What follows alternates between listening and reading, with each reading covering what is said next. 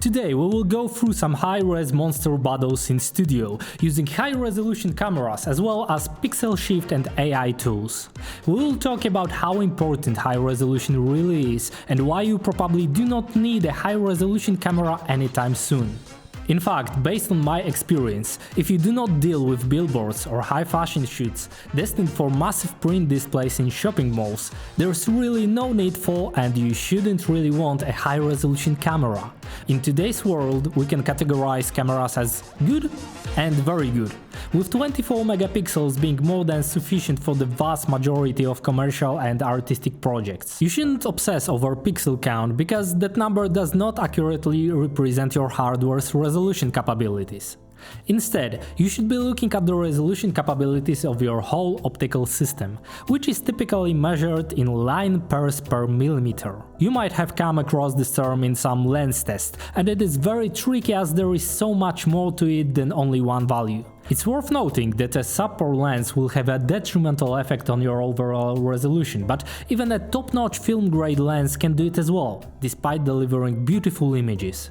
Of course, if you are genuinely fixated on resolution, it's crucial to use a tripod consistently and limit your photography to static subjects. When you're dealing with cameras boasting hundreds of millions of pixels, even the slightest gust of wind can cause the tripod to shift by a few pixels, making your pricey, high-end equipment comparable to the enthusiast-grade cameras. It's essential to keep in mind that camera manufacturers are primarily driven by the goal of selling their products. As a result, their marketing statements often tend to be somewhat disconnected from reality.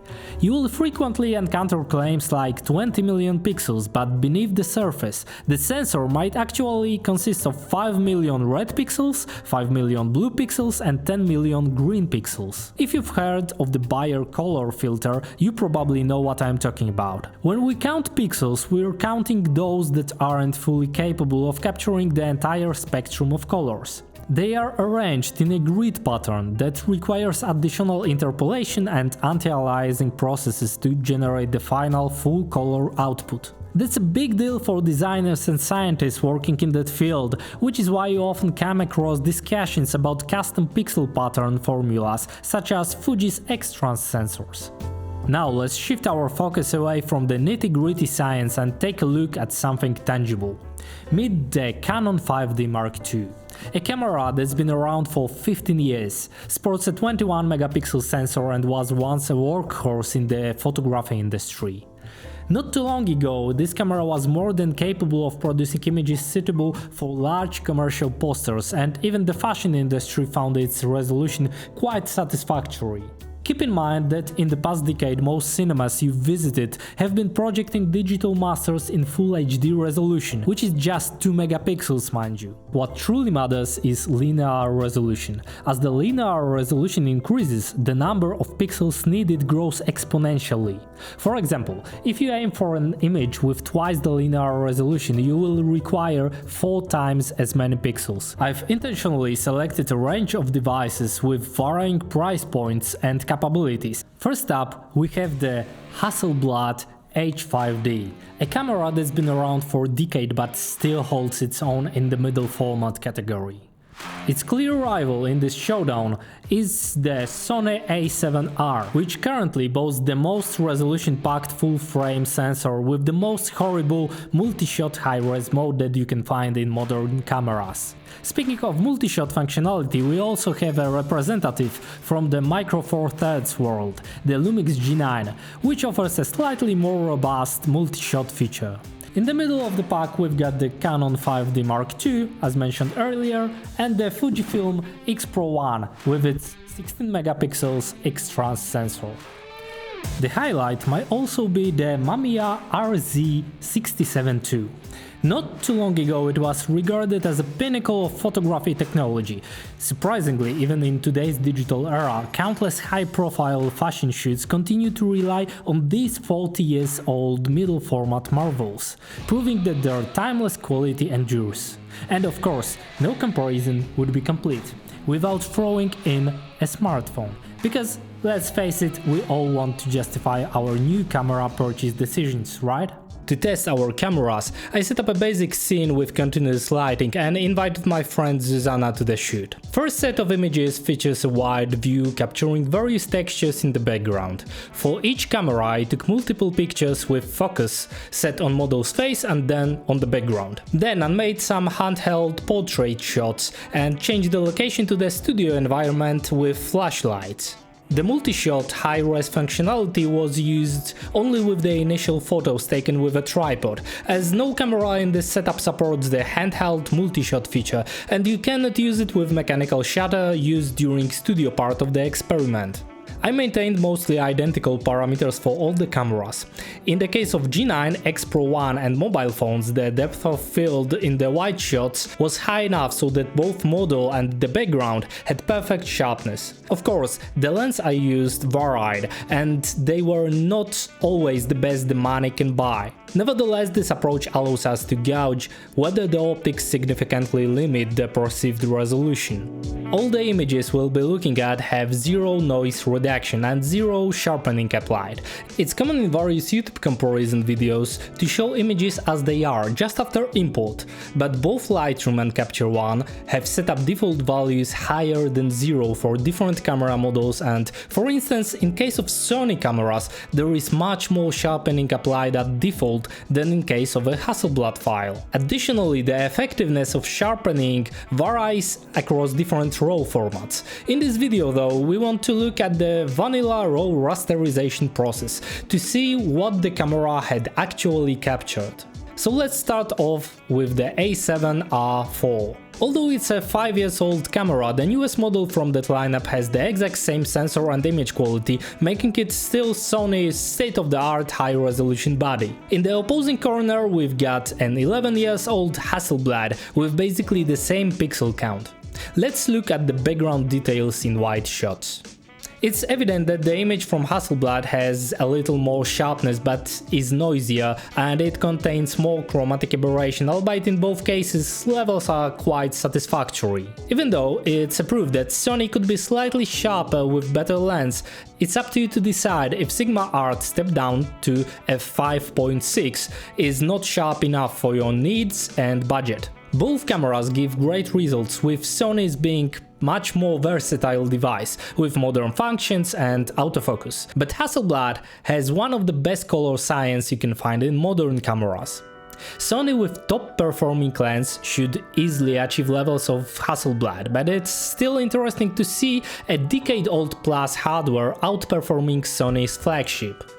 Of course, Hasselblad's sensor is an old CCD sensor. It is much noisier than CMOS used in modern cameras, and basically noise and sharpness performance falls down the cliff for any ISO higher than 400. So it's mostly a studio beast and you should use it with its 50 base ISO in most cases. Nevertheless, noise pattern in Hasselblad is one of the best looking, to the point that some people like to even bring it out in the post. Beneath the noise pattern there are gradients and color transitions on another level compared to Sony. Of course, color rendering is another topic, independent of the resolution, but it's worth to look at the model's face. In the Hasselblad, the colors appear clean, almost as if slightly graded. On the other hand, in Sony images there are noticeable green tints under the eyes, and some red seems unnaturally exposed. While this might not pose a problem for product photography, it can be a significant difference for professionals in the beauty and high fashion photography industry,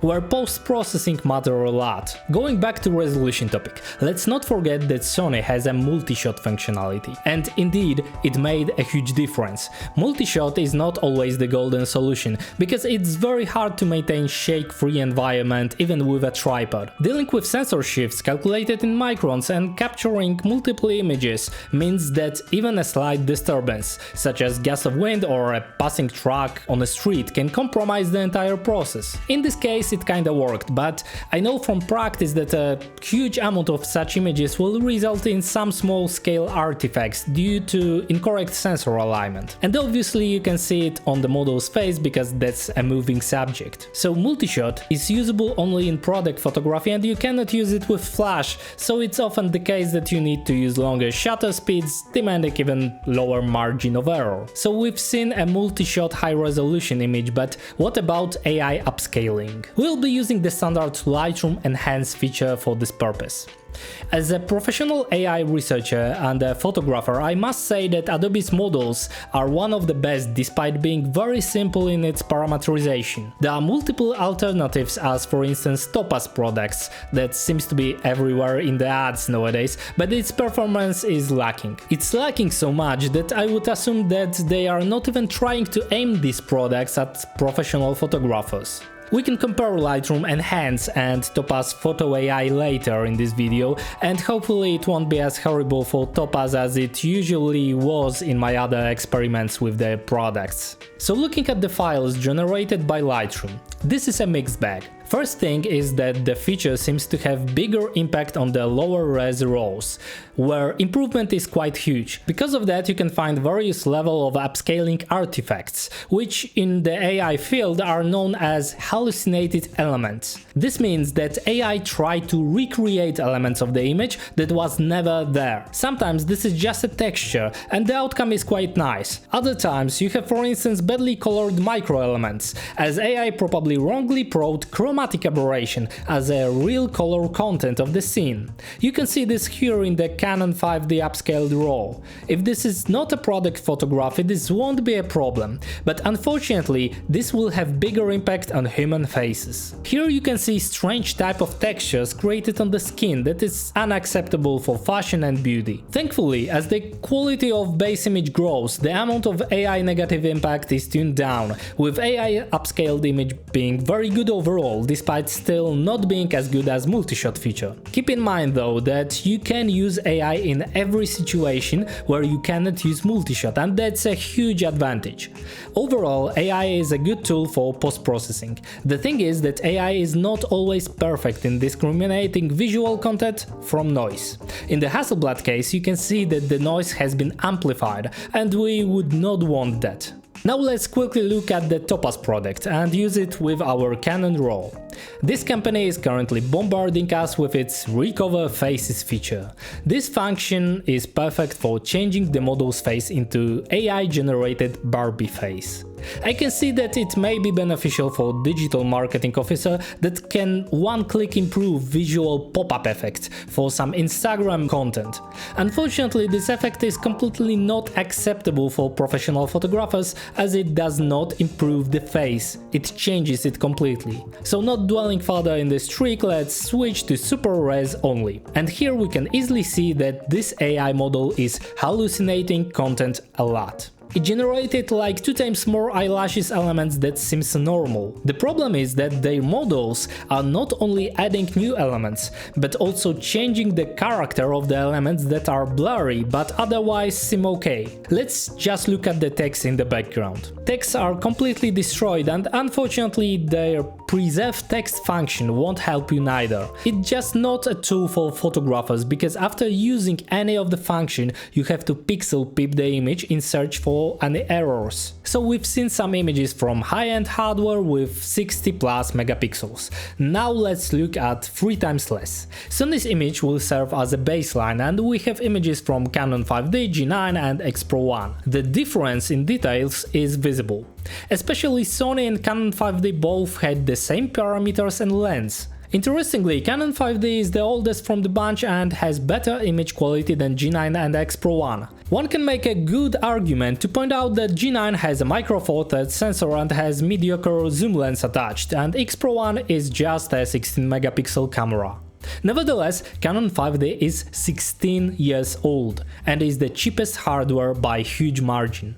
That shows that for specific applications, newer and more expensive is not always better. Micro Four Thirds or APS-C being inferior sensor is a myth, by the way. That statement is not correct in many ways, but this is a topic for another video. Let's look again at the wide shot and add G9 multi-shot for comparison. There is a ghosting removal function in the G9 that means that you can actually sometimes get decent results from the device even with objects that moves a bit in the scene. The objects that would otherwise destroy multi-shots taken with Sony camera. We can clearly see that G9 multishot is better than any of the lower resolution bunch and being inferior only to Sony camera. Moreover, current G9 Generation 2 has a handheld multishot feature with higher res sensor, so it may fill the gap even further, and it is still a micro four thirds camera. Now let's do a small experiment. I'm looking for magnification where I can hardly see any difference in image quality. In this case, I cannot see any difference in sharpness, looking at roughly 20% of the image width. That's not very scientific, but it's often the reasonable test to do yourself. I am currently watching it on a 4K 50-inch monitor from about 1 meter distance, so each of the small image window is roughly the size of an A4 sheet of paper. This means that I would hardly see any difference standing in front of a A0 format poster. That means that if you are dealing with content for digital world, 20 megapixel is more than enough for your needs. And obviously we didn't use any sharpening, noise reduction, AI superscale and so on. Getting the math correct. Two sizes down we have A2 format, that is a common print size for various graphics in the industry. In this context, we can assume that an optically sharp 5 megapixel image should be sufficient, and that's why 5 megapixel digital cameras accelerated switch from analog photography in the old days. It was just enough for most applications. Discussing the analog world, there's still a demand in the fashion industry for images captured with medium format analog cameras. There are multiple reasons for that, but in various public discussions you could find the information about a superb resolution of the analog film material. In fact, there are multiple grades and types of the film stock, and there are some high-resolution ones, but they have low sensitivity and usually are grayscale. Most common Kodak Portra, Actor and movie-dedicated stock are currently not on par with high-resolution digital cameras. Let's take a look at the high-fidelity scans of Kodak Portra 400, taken with Mamiya RZ67. The negative has been developed with automatic parameters, so don't focus on the colors. Interestingly, the scanned negative change blows with Sony and Hasselblad. Obviously, you have to step down the optics a lot to maintain high sharpness, while in digital world we already have lenses that are razor sharp wide open. Additionally, 6x7 middle format has shallow depth of field, and it's not always perfect with no autofocus present. Still, you can see why people were using such cameras for creating really large format prints and billboards. As a predominantly analog photographer, I can assure you that you can scan the film stock above analog grain level, using 16 megapixels for small frame and about 40 megapixel for 120mm stock. Digital is just so much sharper nowadays with proper optics. In fact, these images were produced from scan done professionally with the same Sony A7RIV that we are comparing it against. Additionally, analog has very visible noise produced by its internal grain structure, and it is almost impossible to get rid of in post-processing. I will not delve into differences between digital and analog development process, because there are many, but I wanted to show you a historical baseline for higher resolution images. It's highly possible that engaging in analog photography nowadays sounds completely exotic to you. So if we are delving into exotic solutions, let's take a look at images captured by mobile phones. We have low resolution Pixel 6 RAWs and high resolution iPhone 14 Pro images. The Pixel 6 was considered a mid-range device, while the iPhone was a mobile state-of-the-art not so long ago. It's obvious that doing any commercial photography work with mobile phones is absurd. There are many quality problems with such images, as low dynamic range, unstable colors, and obviously high demand for perfect lighting conditions if you want to squeeze out the best these sensors can get you. But if you do, you can be really taken back by iPhone image quality. It really is a high resolution image and can easily fight with some full frame cameras. As mentioned earlier, dispelling the myth of micro four thirds being inferior, we see a sub 1 inch sensor winning against full frame with Sigma art lens. Let that sink in. So now let's put our mobile phones and Canon RAWs through Lightroom AI-upscaling and look how close to A7R we can get. Frankly speaking, beside Pixel 6 being obviously a little blurry image, mostly because of the handshake and insufficient optical stabilization, iPhone's enhanced image clarity can easily find with Sony's image. Of course, there is much more to image quality than sole resolution, but current generation of mobile phones is no joke. It's no wonder that low-end camera market went south and middle-end segment is struggling to exist. So there you have it. We could delve much deeper into pixel peeping, but I will leave that for you to explore on your own if you are interested. I will be sharing raw material from this session on my Discord space for anyone interested. Links in the description.